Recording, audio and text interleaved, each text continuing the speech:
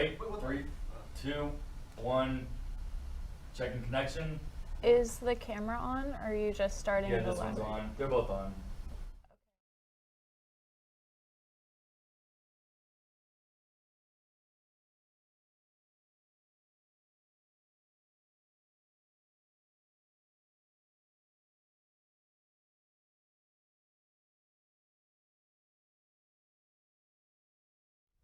Welcome back to UPress Play, a sports show produced by FAU Student Media. We're streaming on OwlTV's YouTube as well as broadcasting over the Breezeway and Owl Radio.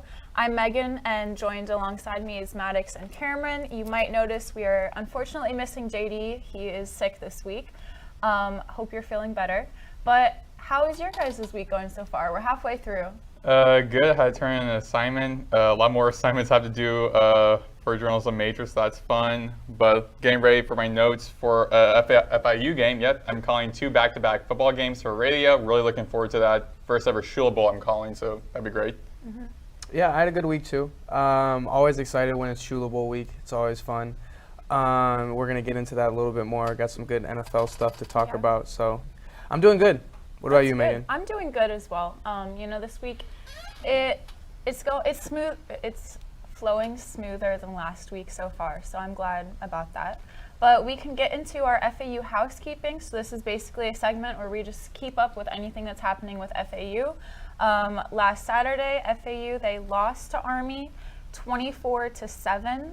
It was the first conference loss of the season for the team and their second overall.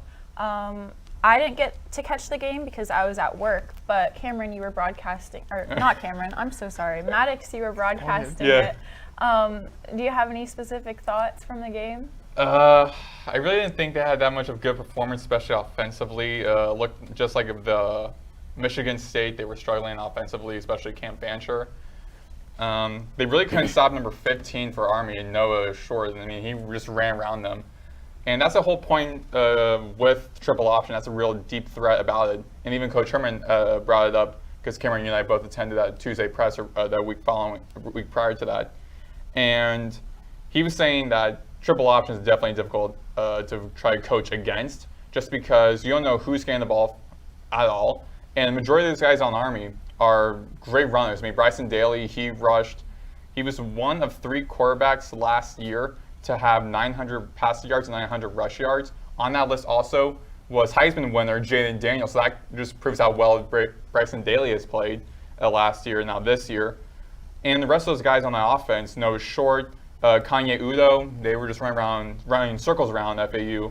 So, I mean, the defense kind of held their own. I mean, just the 24 points, which on the one side sounds bad. However, only 14 points in the first and no points in the second quarter was really a change of tone for the defense. Just the offense just couldn't catch up to that after just one touchdown. Mm-hmm. Yeah, tough watch for sure. I'm sure it was even harder if you were in the stands at noon in that heat. But, I think everyone kind of knew, we talked about it ourselves going into that game, that if you let Army play their game, it's not going to go well for you, and that's exactly what happened. Army ran for 405 and completely dominated the time of possession battle. I want to say they held the ball for something like 38 minutes. I'm looking at right here, 38 minutes to FAU only holding the ball for 21.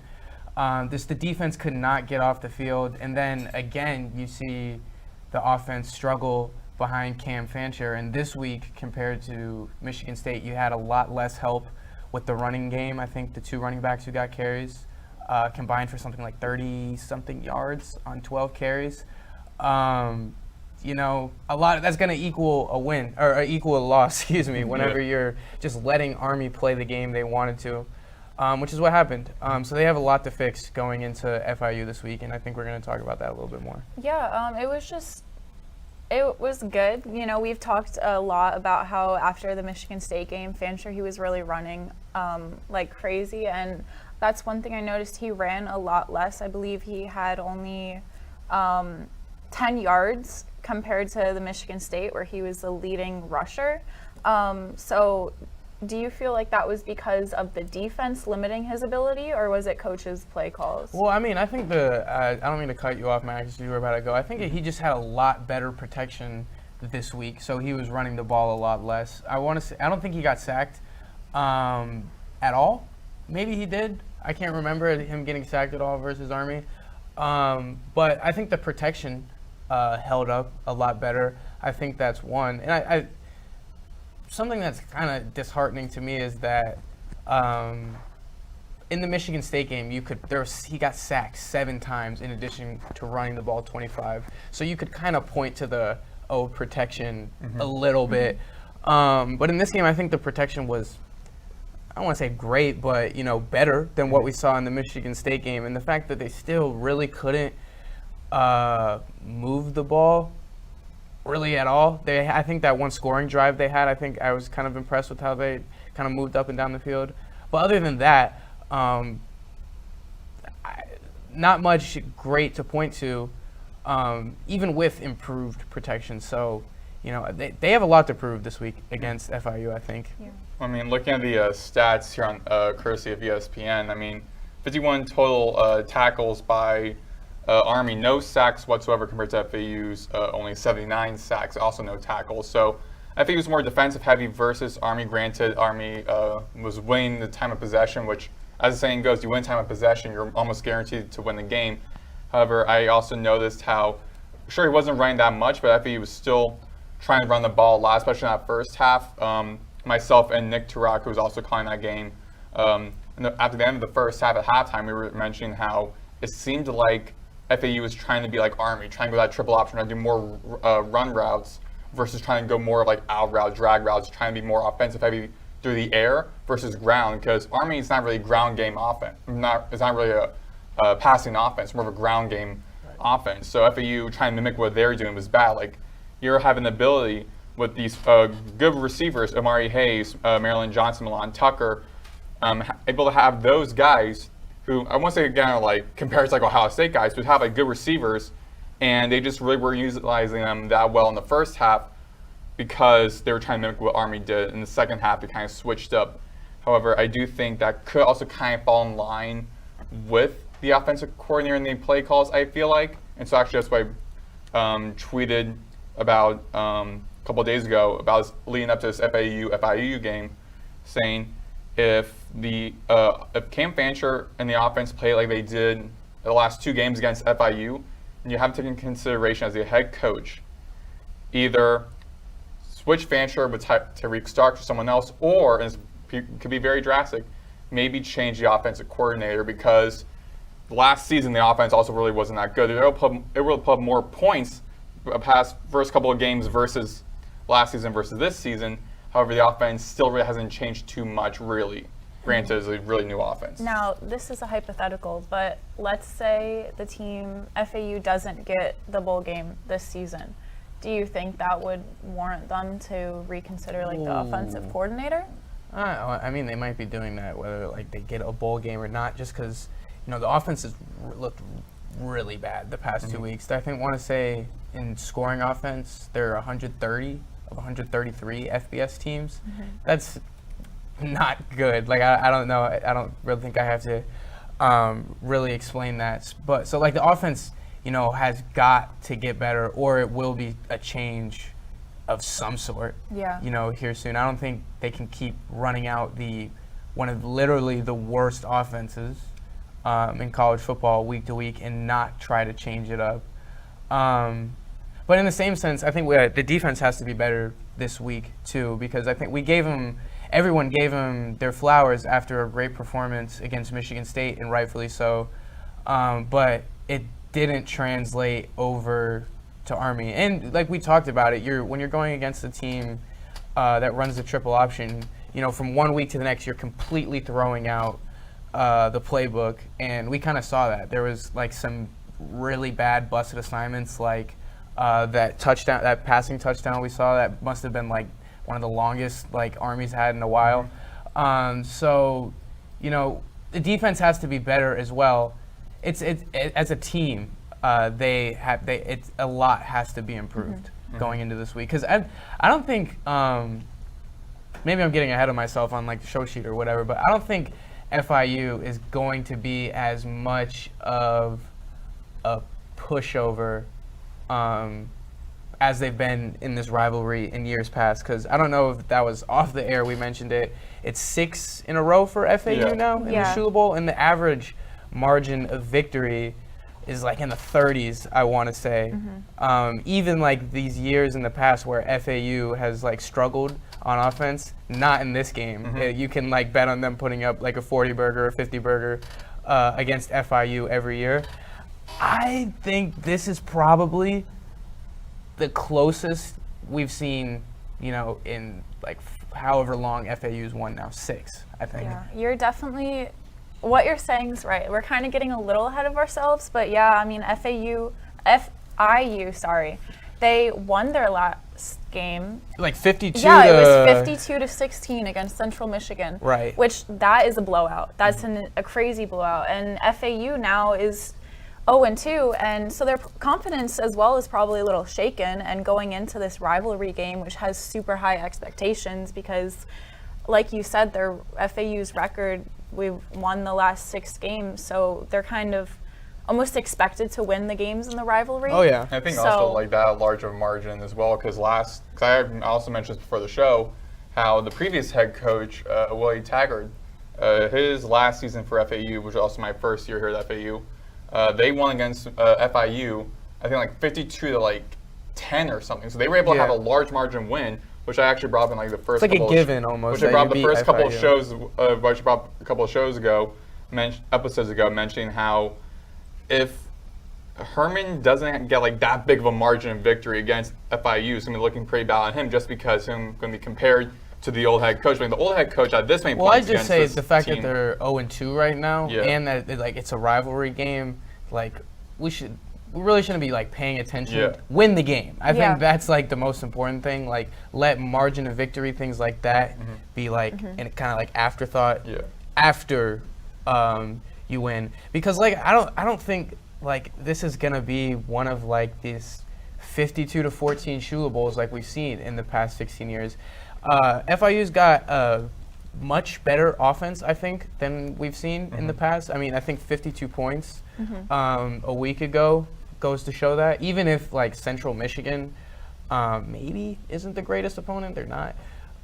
But, you know, just getting to tune in a little bit to that game, you know, their quarterback, you know, it looks able to function in their offense. He's able to push the ball downfield, and he's pretty good with his legs.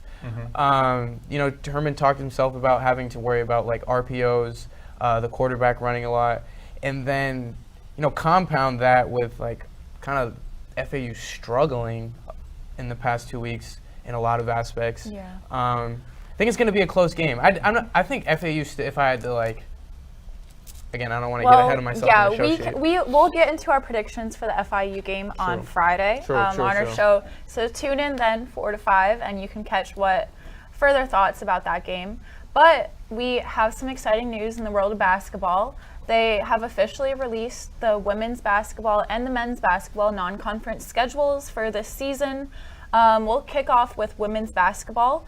They are starting, their first game is October 29th against the University of Fort Lauderdale. And then they'll head to play Florida. This is going into November. Florida will be their first game in November. Then they'll play Mercer, North Florida, Bethune. Bethune? How do I? Bethune-Cookman? Yeah, Bethune-Cookman. Then Stetson, FIU. And over Thanksgiving, they'll be in a tournament, and they'll play Manhattan and Austin P. Yeah, Austin some P. of these two teams, I can't pronounce your guys' universities. And then heading into December, they'll kick off that with TCU, Kennesaw State, Georgia Southern, Grand Canyon, and then Wright State. The one game that really stands out to me from that schedule is the Florida game. It's kind of shocking that that's the second game that they'll have this season when their record against the University of Florida is 1-7. So I'm kind of wondering what the thought process was as to having such a historically tough opponent for their first game. Kind of after struggling last year, you know, they had there was a lot of stuff that occurred that was on the court as well as outside of the court, especially with Anaya Hubbard. We never really got answers about her injury where she missed that month game stretch. But getting into the men's basketball non-conference schedule, they're starting in October playing St. Leo, and then in November they'll kick off with Indiana State, Coastal Georgia, which is this is the one that counts for us, and it's an expedition game for them, correct? Yeah. Okay.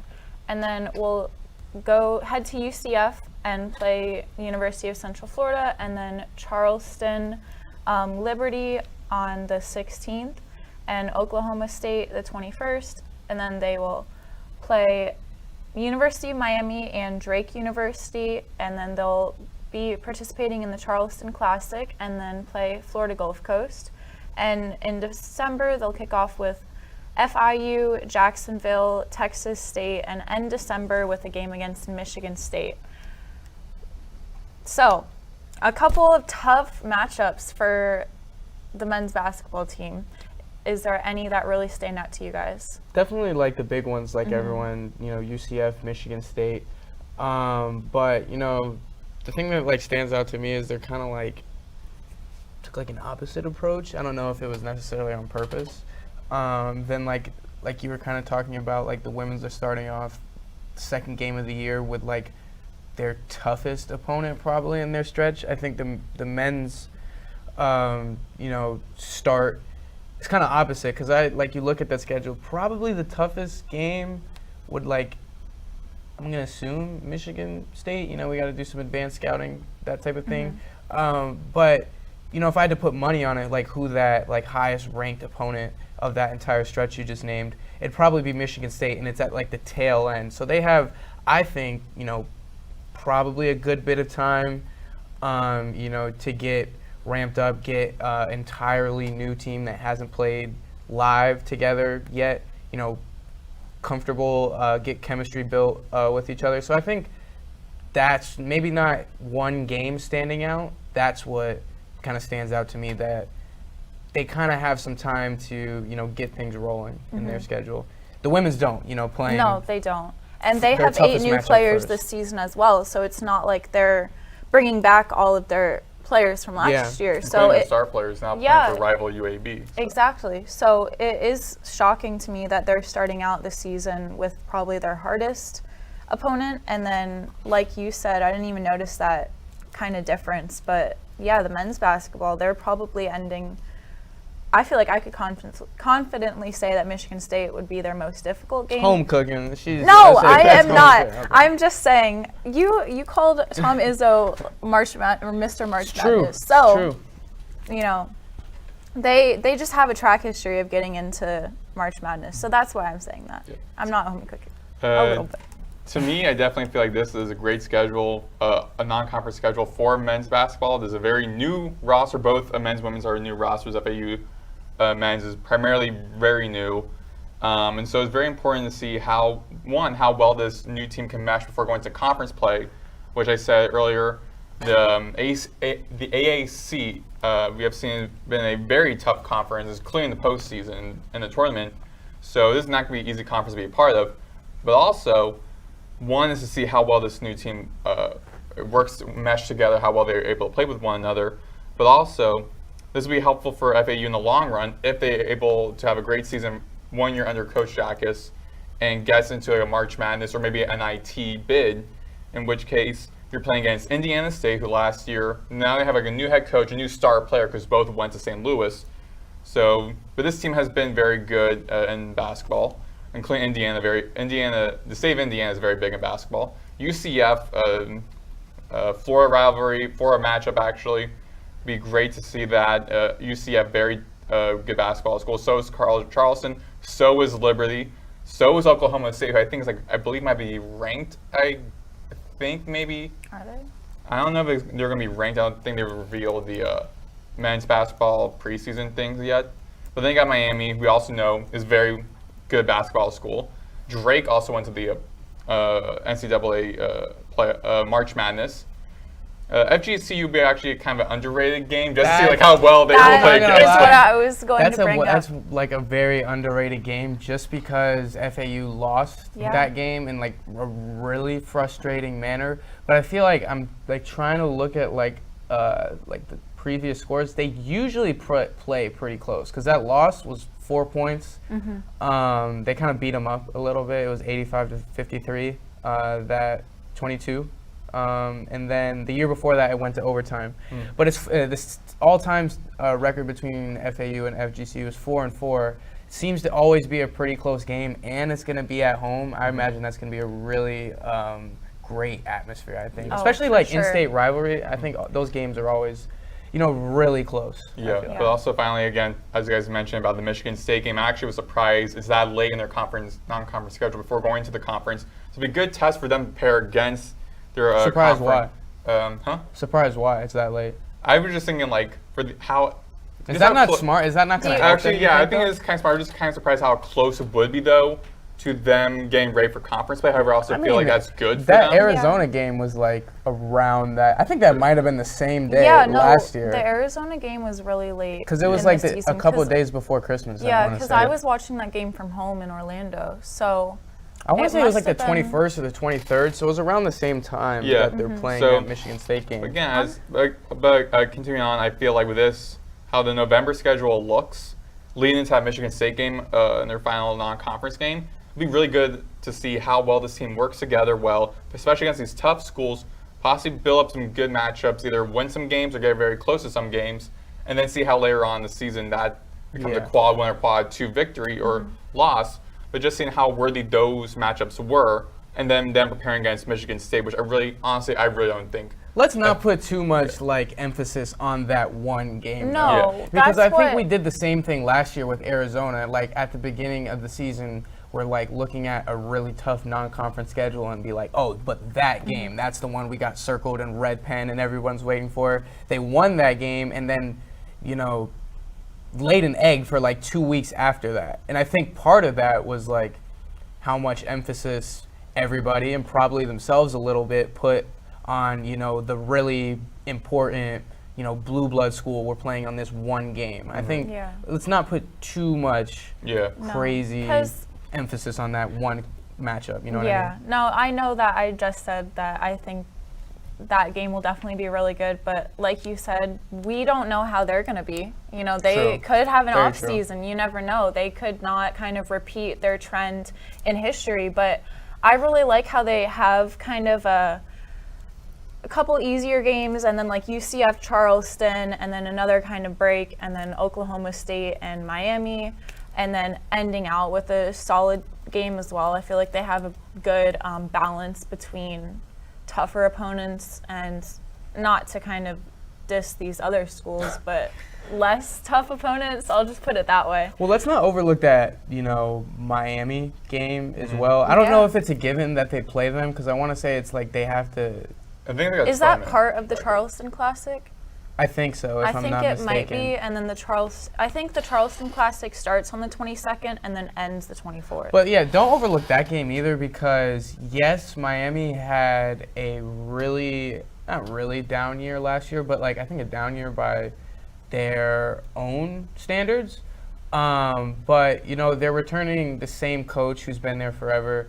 And I want to say a pretty good recruiting class as well. At the end of the season, we could look back and like, oh, that was one of their toughest opponents as well. So I think when you get into like the nitty gritty of it and you like really sit down and break down all these teams, it's a pretty tough, non-conference schedule. I think, which I think in the like we talked about it the last episode or the episode before. That'll if they can play well through that and like kind of survive that stretch, that'll play into their hand come March. But there are a lot of tough games like just Indiana State, UCF, Oklahoma State, Miami or Drake, Michigan State. That's 5 right there that are going to be really tough matchups. Yeah, plus I think. feel like also builds a little more like kind of maturity and experience for this new lineup, Yeah. leading into, again, a tough conference as the AAC. Yeah, well, I guess we will have to wait until Yeah. our FAU's first game in October to really see how the season will go. Last thing for FAU related, if you're interested in a career in media, come by to the second floor of the Student Union to meet the 3 pillars of student media: OwlTV in room 231, Owl Radio in room 207, and University Press in room 214. If you're a journalism major, communications, marketing, or just looking for a cool community, come check us out. The UP general meetings are Mondays at 2 p.m., TV general meetings are Fridays at 1, and radio general meetings are Mondays at 3 p.m. as for now. For more information, search FAU Student Media online. All right, and that wraps up our FAU topics. Now, back into our NFL. The week 1 is officially complete. Last show, we all kind of picked a certain game that we thought was going to be the game of the week, and did it live up to your guys' expectations? It did. I picked Lions-Rams overtime. Yeah. I think I kind of got it on the nose. What was your game, Maddox? I had the Texans and the Colts. That was a And- really good game. Yeah, actually. I mean, I unfortunately wasn't able to see because I had homework to do, and also was watching a little bit Can't of just the, have like red zone on in the background. but I was watching a little bit of the, of course, my Patriots-Bengals game as well, which that really surprised me. How did that happen? But looking at how the Texans and the Colts played, I mean, Anthony Richardson had a great game. He was sad hooping. I benched him in my fantasy. But also C.J. Stroud also had a great year, similar to the kind of continuing on his previous season and rookie campaign. Starting week 1, 234 pass yards, 2 touchdowns. Joe Mixon looked like he had a great debut with the Texans, 30 carries, 159 yards, and 1 touchdown. Plus, Anthony Richardson went insane, throwing a 60-yard touchdown on like flat foot. So Or that was tremendous, as you might say. Yeah, taking JD's. All right, so, but I feel like that was a really good game, nonetheless. Definitely. No, Yeah. I think not only was it a really good game, we got to finally see, I think, like, kind of close to, like, an almost, not finished product with Anthony Richardson, but, you know, a lot more, like, developed and a lot less raw than what we saw last year. I mean, like, just that one throw, like, we could talk about it, like, is just mind-boggling to think about. Like, he's got pressure in his lap, he's falling backwards, he's flat-footed, and he, like, perfectly places it, like, 60 yards downfield. That's, like, only, like, I can't think of any other real quarterbacks that can do it. Like, that's such crazy arm talent. But I think, like, across the entire game, you know, he looked really, really, really good. So, and that's not even talking about the Texans, who looked, you know, C.J. Stroud, their own quarterback, looked really, really good himself. He looks like he's continuing, you know, his development that we saw last year.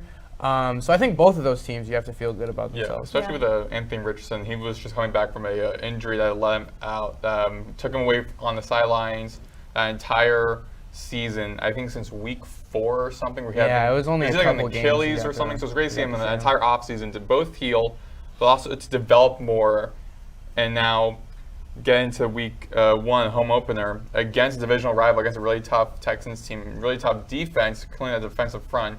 So it was really great to see how Anthony Richardson did that. 'Cause I feel like that'd be a little bit impossible or a little bit hard. That's really hard to do.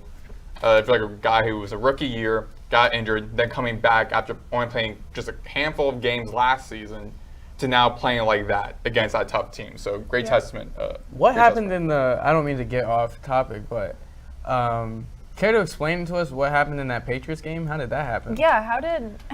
I honestly do not know. I feel like again, I was only watching a little bit of the game. I feel like the Bengals though had great pass rush, cleaned by FAU alum Trey Hendrickson. I do feel like with Jacoby Brissett, he was very poised in the pocket. He was very calm under pressure. When you see, really wasn't frantically trying to run out of the pocket too early. He was able to stay in there and compose, and able to find his receivers.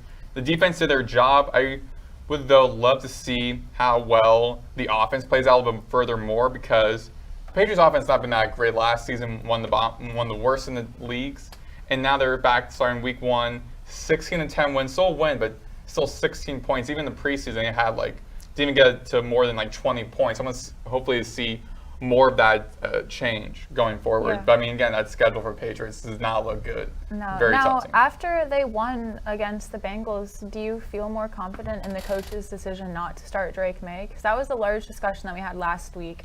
And we were all kind of wondering why they would have May watch Brissett. Am I saying it right? Brissett. Brissett? Yeah. Okay.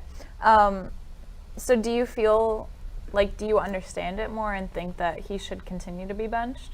Yeah, I feel like, again, for a rookie I mentioned this last episode, for a rookie to learn more behind the scenes with a veteran guy, even though Brissett has been a top-notch guy, he's still been a career backup. Top-notch, career backup. Yeah, but he's a career backup, though, so he learned from a lot of different offenses. He has years of experience. I think he's in 10th year or something, so around that mark. So he's been in the NFL for a long time, able to absorb many different playbooks from many different offensive coordinators from many different teams, able to read a lot of different defenses over the years, so he's able to have more experience, more skill. I think it's great for a young rookie quarterback.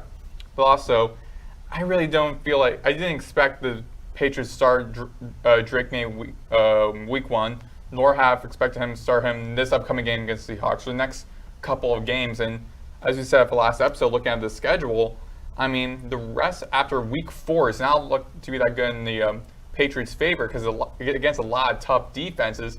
So it's really hard to choose where you want to put a rookie quarterback in against those tough defenses. So I really wasn't too shocked or worried about that. I feel like they're trying to get this guy. They believe that he is their top-notch guy, their rookie quarterback, their franchise potential quarterback. I think maybe I have to see how he plays against the NFL guys, but I feel like if you have that that lottery ticket kind of pick, you want to kind of keep them composed and not take them out too early where you get them a risk of injury like what happened to Anthony Richardson, and then just waiting entire not playing around that entire season being what if, then just giving him some time to absorb more of the NFL, learn more from Brissett, and then if in the game where it doesn't really matter what happens, like if the Patriots get blown out against the Seahawks the upcoming game, then just have Drake May throw a couple snaps, a couple of drives to end the game, get him kind of warmed up. But I feel like you draft a guy and expect him to be their franchise quarterback, you're not really going to put him in the NFL too early. So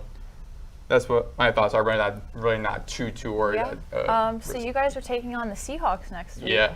And that was actually, they were my game of the week, the Seahawks and the Broncos game, and I feel like that one lived up to its expectations as well. I mean, it was a 6-point difference, and on the Broncos' last drive, they were able to score and only had 2 minutes left. I'm not sure exactly what happened after that drive, but it must have. I mean, I'm glad you found a bright spot because the Broncos' offense looked bad, man. I mean, also, to me, I think the Seahawks have a really good defense, so Well, let's not take any and it's a rookie quarterback in his first outing, so against a really good defense. Yeah, but looking at the scores, I was surprised because 3-3, then 5-3. So Seahawks got the Broncos got a safety, and then later on another safety. I'm like, 2 safeties in one game. That's pretty.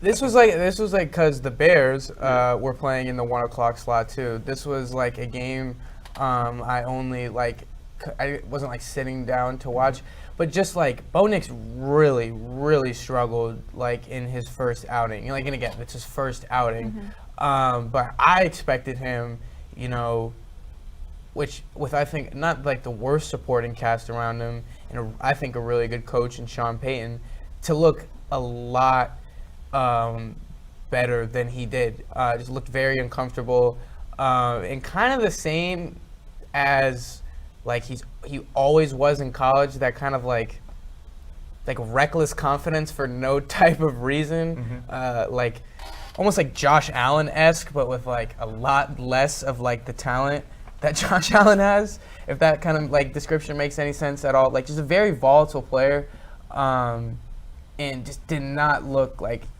playing in himself at all on Sunday. So I think he's gonna have, or at least it looked on Sunday he's gonna have one of the biggest learning curves out of all the rookie quarterbacks, and that's with Caleb Williams not really looking good, and Drake May not playing. Wait, who are the Broncos? Wait, let me just see who the Broncos got. The Steelers. Yeah, I mean, that's this week? Yeah, I wouldn't know, but no, but I feel out of the two teams, the Seahawks definitely looked like they were playing better overall. And so that's why going into, this week. Hopefully Kenneth Walker got injured at the end of the game, something with his leg, I believe, but he showed up in this game and carried well. I felt like comparing the rushing yard, Denver, they had their leading rusher was Bo Nix, and he had 35 rushing yards compared to Kenneth Walker's 103. They also did have a lot different carries wise, but still I feel like he's kind of, because this is his second year in the NFL now, I believe, and I feel like he's starting to kind of learn and transition away from the college football mentality to the NFL, because it's definitely an adjustment. I mean, just the physicality of the athletes, and they're actually matured into their bodies now and have more muscle mass compared to college players. But give me the Seahawks. Yeah, but sorry, Maddox. but I gotta say, for one thing I'm gonna point out is week 1, or I think the first time since 2007, I believe it was, that a majority of the quarterbacks could not go over 200 pass yards. That's props to how well the defense has been throughout the entire league. So it seems like almost every single team has a case to be we're a very good defense, especially seeing how well most quarterbacks can go over 200 yards. Bo Nix, 138 total passing yards. Geno Smith, 171 passing yards. Burrow, 164. 164? That's what Joe Burrow had. Yeah. Oh, Joe Burrow, yeah. Geno 171. I don't know if you mentioned him. Dak didn't hit 200 either. Now that I'm looking at it, you're kind of right. Wow, Yeah. It's interesting. how many quarterbacks didn't hit? I guess the defenses are figuring out. But one quarterback I thought was going to look better. My guy. Yeah, no, that was a really rough debut for Caleb Williams. I think we kind of got to see a lot of the cons to his game that we heard, mentioned him coming out of college, the hero ball to a fault, kind of ditching from pockets a little bit early. We kind of saw that a little bit on Saturday. Granted, the protection was horrible. The Bears center, Coleman Shelton, was getting his lunch money stolen all game, and the guards weren't holding up really well. So there was a ton of pressure coming from the interior. There was one where Coleman Shelton at center just got ran completely over. Yeah, and there's one of the first plays for Caleb Williams with a 16-yard tackle or something. He was scrambling around because the pocket closed. That was, I don't think that was his first attempt. I think that was more 2 or 3. But his first attempt, he had to it was a 3-step drop back, and pressure almost immediately was in his face, and he had to roll out to his left. And I want to say he was trying to get, it was the one where he was on the sideline trying to get it to DJ Moore, and it was just at his feet. But that was not to make excuses for Rook, but that was kind of a snapshot of the entire game. He was getting pressured, especially from the interior, all afternoon. So I honestly think there will be changes in the interior of their offensive line, so I think that will improve. But maybe this is kind of moral victory-esque, but I think I'm kind of reassured by the fact that your quarterback really played that bad, and you were still able to find a way to win. Yeah, props to the defense, especially Jonathan Jones. Owens.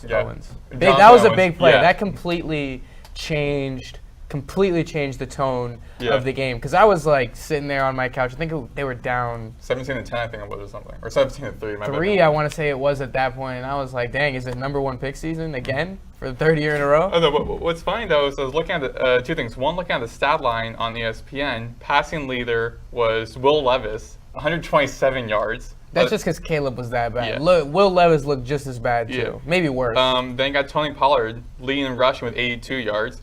And then Calvin Ridley leading receiving at 50 yards. So again, look at how the Bears offense really wasn't that great last season. No. And now looking at how the 3 leaders on those 3 categories were the guys on the Tennessee Titans.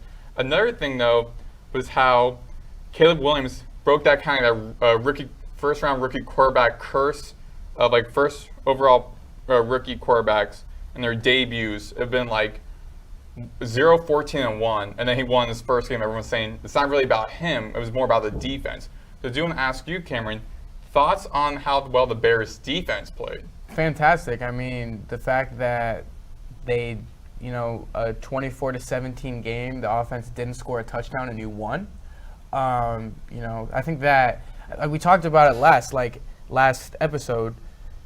In the last 7 to 10 weeks of the season, the Bears had one of the best defenses in the NFL, and I think it really only got better over the offseason. So I don't think they're going to score, they're going to have 2 defensive touchdowns a week, but I think that's the around the baseline of Bears defense that you're going to see all year. They have the personnel, they have a really, really good play caller, and I think they're going to have a quarterback that's going to be able to keep them off the field later on in the season. We didn't see it this week, but I think the offense will figure it out eventually. Do you think they could average 1 a week?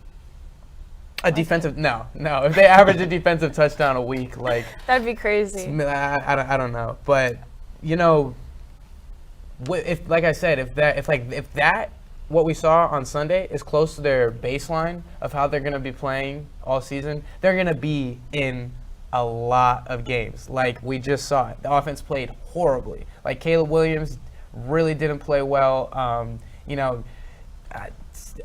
not going to get down into the nitty-gritty with it, but some of the receivers, I think Keenan Allen looked really slow and old throughout that game, which is one of the things I worried about when they traded for him. But I think it's going to improve, and as long as the defense is playing around that, they showed that offense can have off weeks. Caleb doesn't have to be the savior right away. They don't have to. The offense doesn't have to be perfect week to week, which I'm reassured by. Some people are taking this as an opportunity to dunk on Caleb a little bit, which I get. He set himself up for that by saying, "Oh, I don't get nervous before the game." I feel that kind of sets a pressure up for a rookie quarterback with the whole city backing you up, especially a city that historically yes, but to answer your question, having a defense like that takes so much of that pressure off. Yeah. I think. But I feel for the first week, game 1, week 1, I feel like that kind of pulled the pressure on him, especially since I think a couple weeks after the draft, he was named the starter, so already that pressure on him. Which is smart. But especially a city, but for a city though also that. For a franchise historically, hasn't been that great with the quarterback. They couldn't find a franchise quarterback. They thought they had one in the field. Yeah, so we shouldn't. So Bears fans, we shouldn't be complaining he won. So yeah, because defense is such an important part, and it's great that you can have some faith in your defense going forward. But I think I also can have some faith in my team's defense this year. The Lions, they beat the Rams 26-20. That game. At the end, it was nerve-wracking because they started pulling their typical Lions stuff and kind of blowing the game at the end.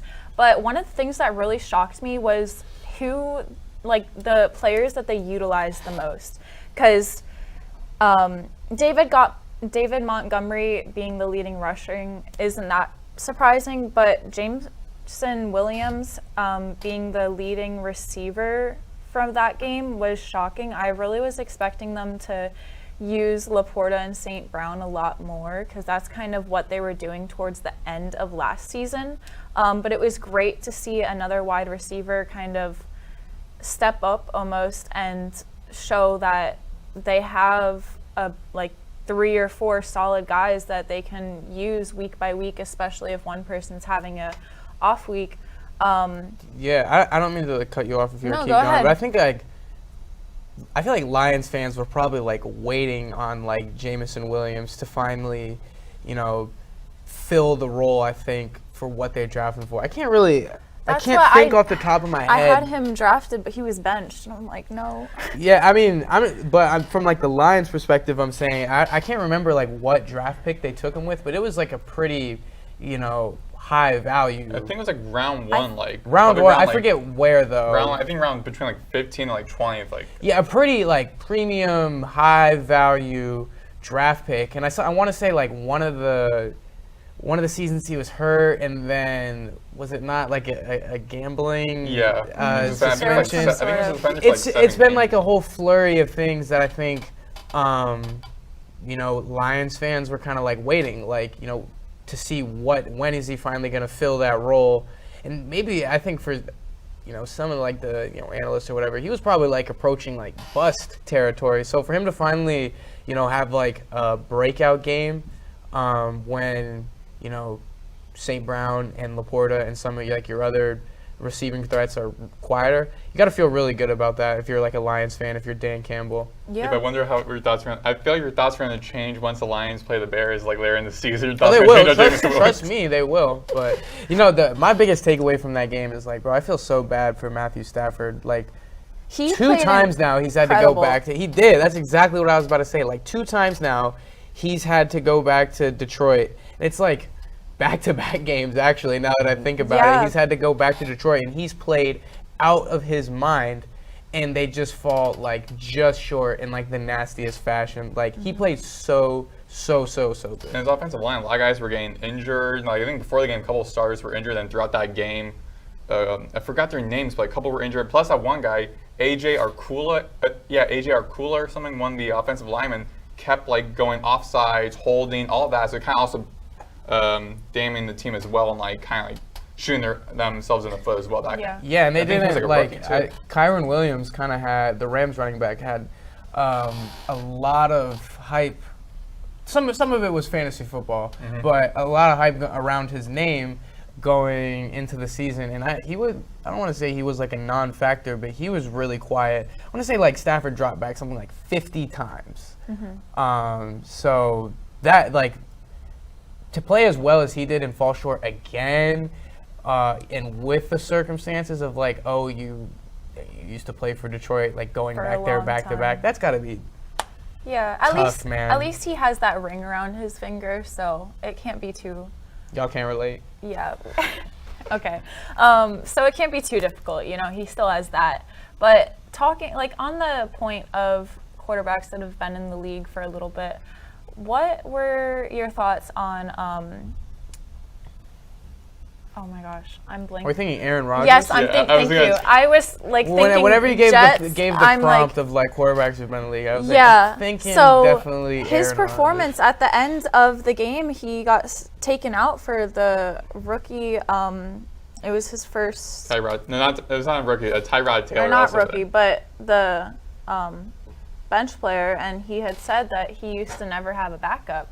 So it was kind of, I don't want to read too much into that. You don't want to read too much into it? I'm not saying you shouldn't, but I wouldn't, because it's like, think about how much tailoring like the Jets did to like Aaron Rodgers.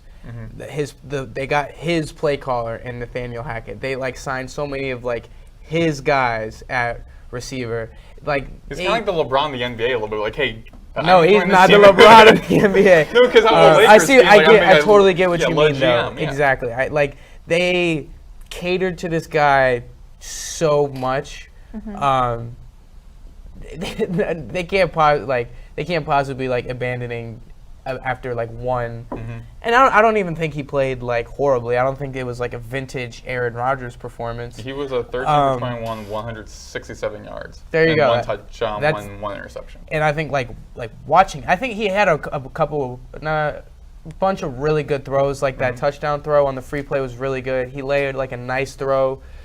Forget who it was on like a streak up the left sideline during the second quarter. So it's not like he played horribly, but that's definitely not what like the Jets brass envisioned for the Jets offense whenever they were doing all of this tailoring. But I think it's gonna get better. San Francisco's got a really good defense. They're coached really well, so I think even in a week one, they're going to be really, really prepared in a matchup like that. Yeah. I think much of that benching is the fact that, they've invested so much in him, and he's 41 years old. And they don't want the him game to is get over, so injury. you might as well just kind of.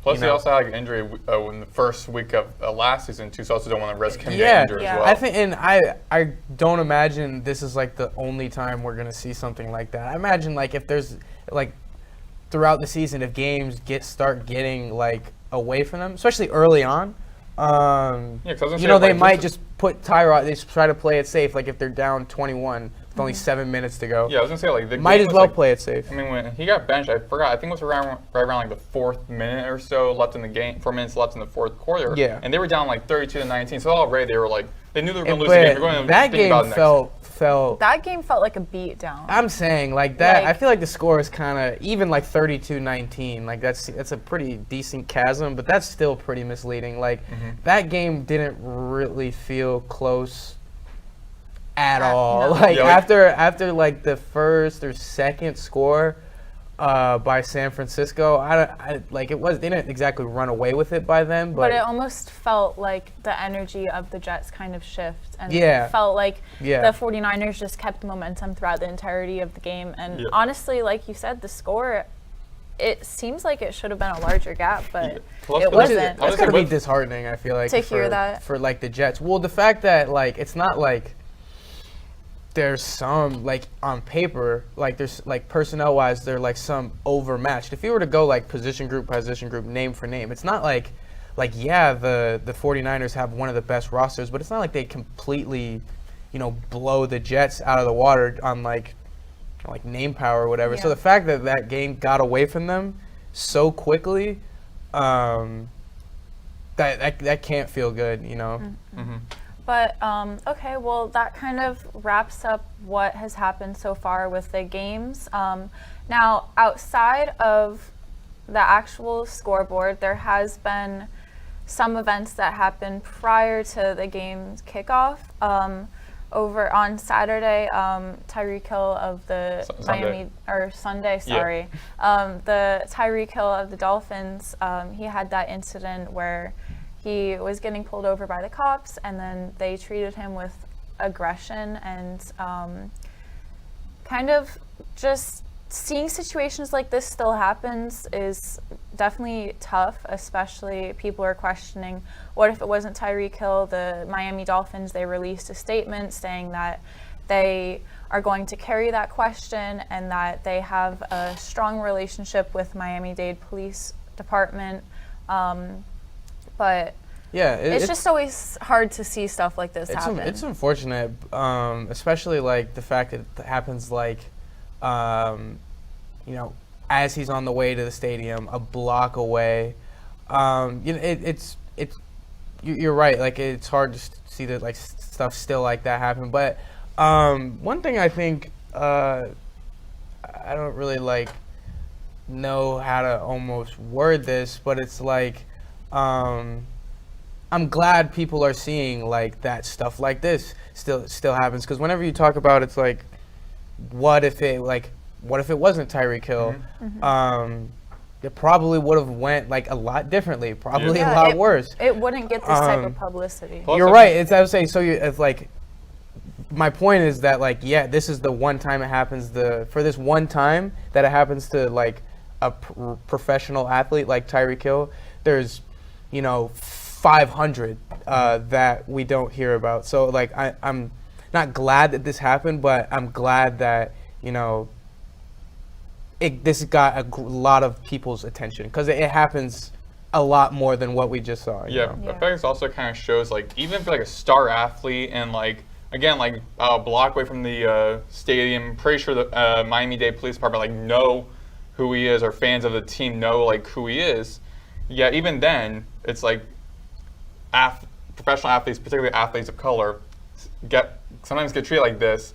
Still, regardless of how much money you have, how much like cachet you have, how much money you have, it's like you still like could get treated by that, and like seeing how the PD treated them. The fact that they won that game though. And that celebration too, the celebration, like that was cool. I'm sorry, I thought that was awesome. Mm-hmm. But I feel like that, because I didn't expect like the Dolphins to beat up on Jacksonville. I definitely thought they were mindset would be somewhere else. Heavier favorite than the way they won. But then all that happens. I think that has the fact that they like all that's going on, and you're in a game where you go down and you playing really bad. I want to say they were down like 14 at one point. Yeah, 14-0. That with all that happening, you go down that early, which I'm sure a lot of that has to do with going down 14-0. That you can come back and win that game in the manner they did. gotta feel pretty good about Yeah. week 1 for like the Dolphins. What about you guys? No, I agree. They definitely should feel great, especially dealing with this situation beforehand and then coming in and coming back from that deficit. Like, they should feel good going into next games because they showed their strength and they showed that they can hold it together even with dealing Who do with. they play next week? They played, I think it's like the Chargers or something. I'm not So, sure. I mean, But Tua looked really good. I want to say he threw for like 330. oh, so they're playing the Bills. I forgot that. Thursday night football. Thursday Yeah, which night. Ross What am I could type thinking? around it. But you know, like I said, you got to going into a game like Buffalo on Thursday night. I think Miami Buffalo is always a pretty good game, especially like the past couple years. You know, Tua looking good, throwing for like 300 something yards on like a lot of attempts. He had a lot of dropbacks, I remember. You know, Tyreek already looking in like mid-season form. Even with that happening, it was like an 80-yard touchdown he had. You know, that's a lot to feel good about going into like a short week against a really, really good opponent in Buffalo, because Josh Allen is another quarterback who played out of his mind this Yeah. week. He looked really, really, really good. Yeah, I gotta say, speaking as like the resident Patriots fan here, not too like happy the Dolphins won. However, but some things are bigger than sports, and thinking that happened a couple of hours before this game, because I think it happened around like 11 a.m. or so, or 10 a.m. or 11 a.m. before this noon game. So him getting detained, then coming back to the stadium, getting dressed, and preparing the game alongside Calais Campbell and Jonnu Smith, who were both there as well. You can see on the body cams of the police officers. They were also there and also were mistreated badly. But having all those three playmakers getting to the game, and then them team being down 14-0, which we could say like kind of could be because of how mentally they were distracted, but then just coming back fighting adversity and winning that game is really glad to see. Yeah. The matchup predictor on ESPN Analytics, it says for the Buffalo Bills and the Dolphins game, the Bills are projected 50.6 and the Dolphins have 49%. So this game, based off the analytics, should be a really close game. And It's in. in Miami. It's in Miami? Why does that always happen? That like Yeah, it's at the Hard Rock Stadium. Whenever those two play, it's always like in Miami early on, and then like I feel like in Buffalo later on. How does that always happen? I don't know. It's just part of the script. Yeah. I mean, I don't know why. However, I feel like if we're gonna make like little predictions here, I hate to say this, if like maybe the Dolphins, even though the Bills came back against the Cardinals of all the teams. However, I feel like with the Dolphins, try to win this game early on against these northern opponent, because later on in the last like 6 games of their schedule is all northern teams. So I mean that's gonna be kind of difficult playing November weather. Yeah. Well, I think Yeah. you're right. I think on Thursday, the heat early on, even though it's like a night game, it's gonna be, gonna be like a 80 factor degrees or that something. like every year always plays into Miami's favor this time of year.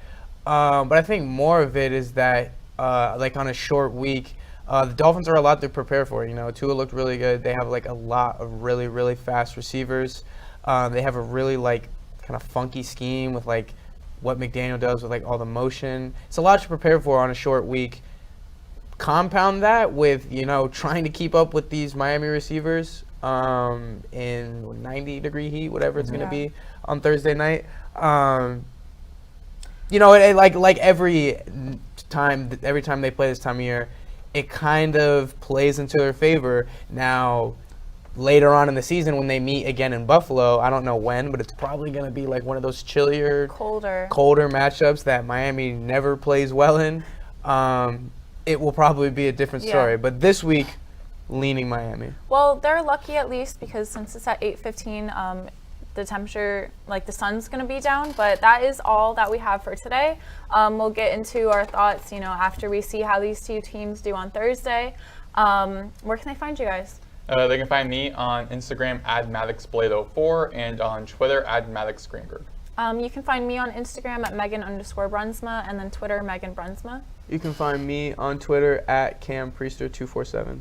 Okay, that's all we have for today. Thanks. Peace.